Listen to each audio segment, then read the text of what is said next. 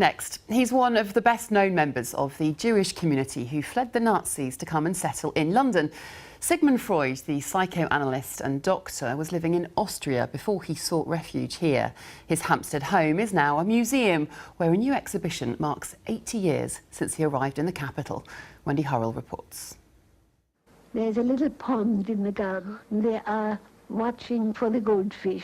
Anna Freud narrates a home video from 1938 showing her father Sigmund and his grandsons at 20 Maresfield Gardens in Hampstead.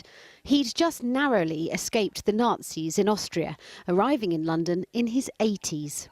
He was very ill at that time, you know, it was the end of his life. In fact, he only lived 1 year here.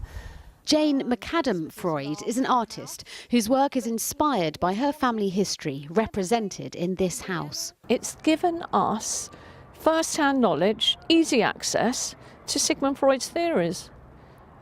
It's delivered his legacy straight into our hands. I feel so enriched by it, just as a person, let alone a great-granddaughter, just as an artist, I'll say. And she's not the only one. It's there. We always have to kind of find it. It's like a compass. Where are you compared to Freud? You know, are you there? Are you here? Are you against? Are you for? Are you, you're taking everything? The other fact is, it's kind of the cradle of Jewish diaspora at the time in Hampstead or North London.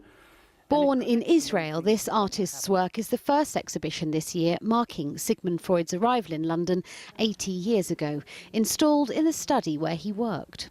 When he got here, he was able to kind of recreate his working situation from Vienna. He just kind of jam-packed all of the cases, all of the surfaces, with all of his antiquities that was so integral to how he worked and his kind of process. He became the best-known person in the growing community of Jewish refugees.